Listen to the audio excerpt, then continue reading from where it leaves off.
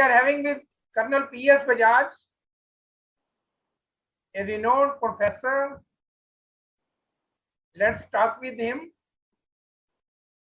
Good morning, Bajaj. How are you, sir?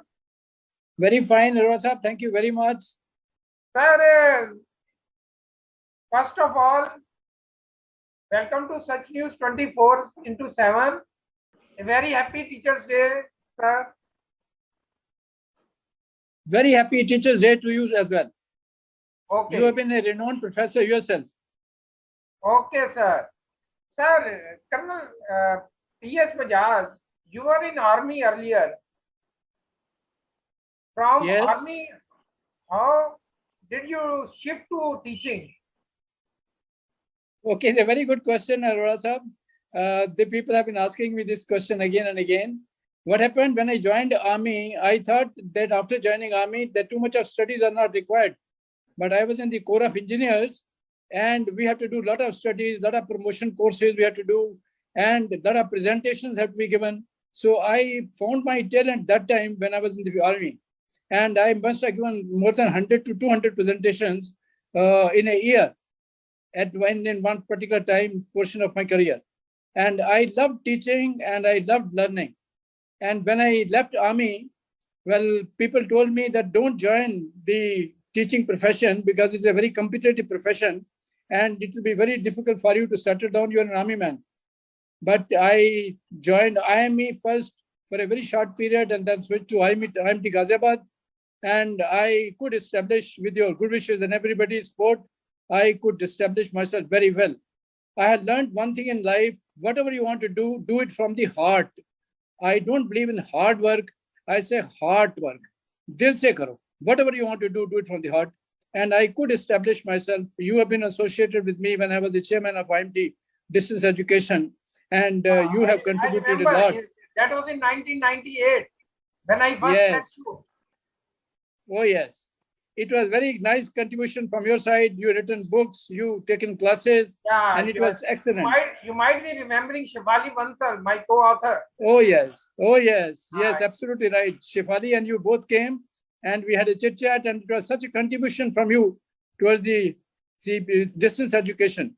And Shefali was given also one study center and she ran it very well for almost, I think, about 5 to 6 years. Yeah, I remember, sir. It's my pleasure that my first book was published with your blessings. Thank you very much. It is mutual. Your support has been also a lot. You know, the distance education became one of the top department of IMT, and it earned the maximum revenue. And we had 37,000 students, when I handed over all over the country and 85 study centers. So this is how it was switching on. Like I told you, switching sir, on from the... Since how long you are in teaching, sir? See, in army I joined in 1964 and shed my uniform in 1995. And from 95 onwards, I have been in the field of education till date. Okay. Yes, I spent about 13 years approximately. And otherwise, I was with IPM, I was with ILM, I was with IME, I've been in many institutes. And now I've been also taking the training of the industry in the HR field. So continuing the same gusto, like you have been doing it. And also at this juncture, I also want to congratulate you and your Sach News. You're doing a wonderful job. And especially during the COVID period. Yeah. During the COVID period, you have looked after the people so well, including the cow, where the owner was not in position to look after. Hats off to you and very... my duty for the nation. Very good. And in spite of your health, you quickly came out and got on your feet again. And you have done a wonderful job, untiring job, untiring. I must say, Arora sir. And congratulations to you as well. Thank you very much, sir. Sir, I would like to know that today is Teachers' Day. So in India, do we remember teachers only on Teachers' Day, or are teachers getting that respect that should be given to them? I totally agree with you. The Teachers' Day, only the teachers are being remembered. And there are many reasons for it. Firstly, what happens is teaching profession is not very attractive. The government of India has to make the teaching profession very attractive. The respect has to be given to them. And look at that, in US, the professors, the teachers, they are respected a lot. They are paid well. And this field is very, very healthy. But in our country, unfortunately, the teaching profession or the education field is not very attractive, and it is not being respected that much. Therefore, you find the teachers who come in this field, they are also half-hearted. If they couldn't succeed anywhere else, if they couldn't get any other job, then they think, they will come to the field of education. So this is how it is there. Very unfortunate. But I personally feel that there is no better profession than the teaching. I have been in the armed forces, I've been in the industry, and I got into teaching, and I loved it. It is very good. But it is both ways. The teachers also don't take that much of interest in creating a bond between the students. And the students also become self-centric these days. The old tradition which was there of Guru Shishya Parampara, right from the ancient India, well, that does not exist now. And this because education has also become an industry, like the medicines, health sector. Health sector, there's something known as medical science, other is known as IMA, and other is known as the medical industry. Now the IMA, Indian Medical Association, they are trying to convert the medical science into medical industry, which is very unfortunate. And similarly, it is happening in the education very fast. It is becoming an industry. So therefore, it is self-centered, and people are even reminded. I asked one boy who was my student, I said, when is the Teacher's Day? He said, sir, in November. He doesn't even understand that. And I said, okay, fine. You tell me, what is the Teacher's Day? What is the history behind Teacher's Day? He could not tell me. Sir, you have taught to thousands of students, I believe. Thank you. So, when you ask your students that what do you want to become, I think how many percent say that they want to become a teacher? Arora sir, very unfortunate. Well, I can tell you this is exactly it happened last year when the students were about 60, 65 students were there. And I said, tell me how many of you want to join IAS, IPS? 50%. Then I say, how many of you want to join the army? Only about 5 to 10. And I say, how many of you will like to become teachers? And I'm very, very sorry to say nil. There was not a single student who wanted to be. So therefore, this profession has to be made very attractive. Yeah. If it is not made attractive by the government, then the Teachers' Day will be only teachers will be remembered only on the Teachers' Day and say a few words and then forget. So Teachers' Day means good bond should be established between the teachers and the taught. And if the good bond between the teachers and taught is not there, then the education cannot take place.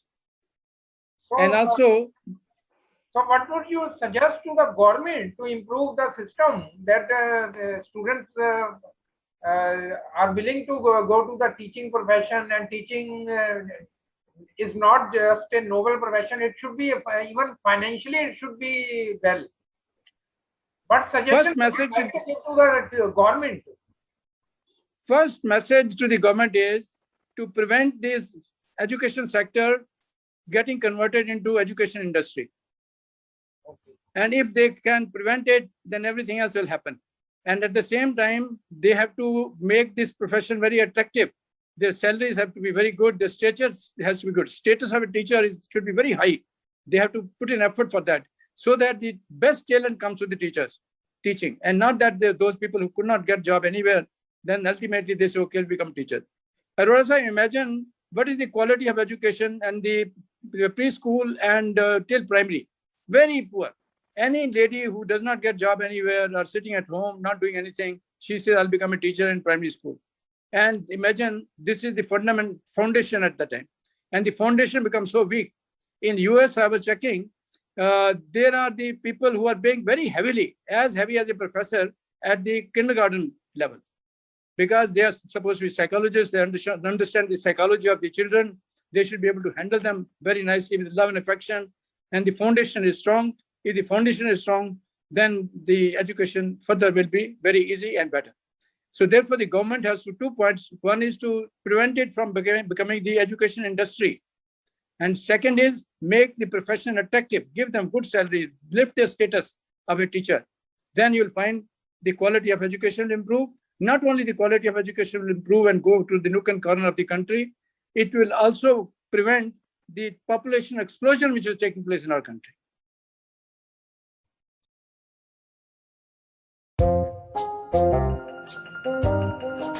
हाय राहुल। हाय रिचा हूँ। अच्छा एक बात बताओ, तुम English समझ लेते हो, बोल क्यों नहीं पाते हो? इंग्लिश समझ तो लेता हूँ लेकिन मेरे को ना हेजिटेशन होती है इंग्लिश बोलने में। राहुल, तुम्हें एनसीएल इंग्लिश क्लासेस ज्वाइन करनी चाहिए। और तुम्हें पता है यहाँ पर एक एक बच्चे को पर्सनल अटेंशन दी जाती है। क्या आप इंग्लिश नहीं बोल पाते हैं? परेशान ना हो, अब आप इंग्लिश बोलने लगेंगे। Join NCL English classes. Learn English in 60 hours. Contact 93158 Sir, 25 years back when there was no internet, how did you find today's education system differ from that one? Arora Sahab, if you remember, when we were in IMT, when we used to interact, I used to say that the future of higher education in our country is through the internet. It has to be through the e-learning mode. And at that time, e-learning mode was not very good. And if you remember that, I used to say two-way interaction got to be there. Now, 20 years back, it was face-to-face totally. And I still maintain today that face-to-face education cannot be replaced. However, the features like internet and all, they have to come only to facilitate or to add on to the face-to-face education. Face-to-face education, there's no doubt, is not replaceable at all. At the same time, if we have to reach the nook and corner of the country, which is such a vast country, the future is the internet education. And now, especially in the COVID period, the teachers have found very innovative methods of interacting with the students, and the students are also quite happy. And I feel now we are progressing very well. Internet education, e-learning mode has to supplement the face-to-face education. And in the emergency, like it was in COVID-19 time, well, the education could take place mostly on internet. You have rightly said that face-to-face, there is no alternative of face-to-face communication or teaching. But during the COVID period, it has been affected, particularly in schools education system. You are in mainly in higher education, but in school education, from the basic education, the students are even not even to do anything for last 2 years. Yeah, that's right. That point is right. See what happened at the same time, sorry, digressing a little, what happened, the small children especially, for them it is very difficult to get, education through the e-learning mode. Though they concentrate too much, they don't twinkle their eyes, they don't close their eyes, they change them, the mental pressure is there, and then the development does not take place. Then some people suffer from a lot of hypertension, and even in young age, and they even get the diabetes care. Yeah, I was reading a newspaper in which they mentioned the children, due to tension, they are becoming diabetic. Yeah. And 15 to 20% children contribution getting diabetes is during the COVID period. Okay. Sir, my last question is, what would you like to give the message to the parents and students on Teachers' Day? I will also like to give a message to the teachers first, if you don't mind. I'm a teacher, you are a teacher. So first message is, the aim of education is to bring about the attitudinal and behavioral changes in the students. And if the attitudinal and behavioral changes do not take place, then the education, to my mind, is good for nothing. Yeah. Therefore, the teachers have to establish the bond between the taught, and it is the responsibility of the teachers to do so. And if they do not develop the personality of the child overall, and attitudinal and behavioral change is not brought about, then probably education is incomplete. I was seeing one survey report of the US in which is mentioned 90% weightage in the job interview is given to the attitude and 10% to the professional competence. And somebody asked in between that why only 10% for professional competence and 90% for attitude. They say at that age, when a person is matured, bringing about attitudinal changes is very difficult, unless it is done at the age of 3 to 6 to 8 or 9 years. It starts from that time onwards. And professional competence can be built, they can be trained. However, the attitude changing is very, very difficult. Sorry. So this is how the teachers should bring about the attitudinal and behavioral changes in students. Number one. Now to the students, my message is always work from the heart. lot of people do hard work. That is not a very good thing to do. You should do hard work. Operate from the heart. Whatever you operate from the heart, it will become like a hobby, and it will not be having strain. And second thing is your parents. You should love your parents, respect your parents, care your parents, and take their blessings. If you don't take their blessings, nothing in this life can be achieved without the living God's, the parents' blessings. And another point is make your own destiny.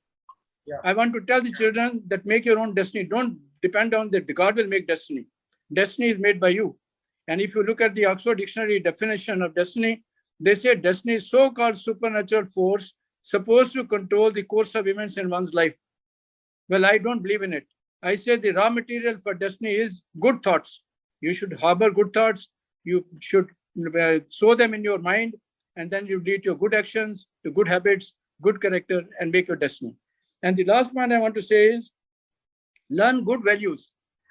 Learning values is very important. It is high time that India has to take step all over. Parents have to do it, teachers have to do it, students themselves have to do it, government has to do it, to inculcate the values in our people. Values are getting diluted very, very badly in the recent times. Now, giving message. You have given very nice message you have given to teachers, students, as well as to parents. Sir, Parents, I want to give parents two more points. Number one is the parents should not compare their children with others. They got a very bad habit of comparing their children within the children themselves, within the family, and also outside. Every child is a special child, and you are supposed to love him, care him, cajole him, motivate him, and be his friend, philosopher, and guide. And if you become, then their children will also do very well. Don't put pressure on them. And don't see which you could not achieve in your life. You want to see the success, your success in the children by forcing them to adopt the profession which you wanted them to do it. Help them to pick up profession, and they'll do very well. Right, sir. So, are you still teaching, sir? Yeah, I'm not teaching that actively, but yes, I have accepted one subject, organizational behavior, which is very close to my heart. That I'm taking in ABS, and now I will continue only with one subject in a quarter, not more than that. If you don't mind, how old are you, sir? I'm running the 79th year of my age. And still you are teaching. It's very nice. So, and a very happy Teachers' Day. It's nice talking with you on Sach News 24/7. Wish you all the best, sir. Thank you very much, Arora sahab. Very kind of you to call me and have interaction with you. And also keep the good work which is going on the Sach News. Excellent job.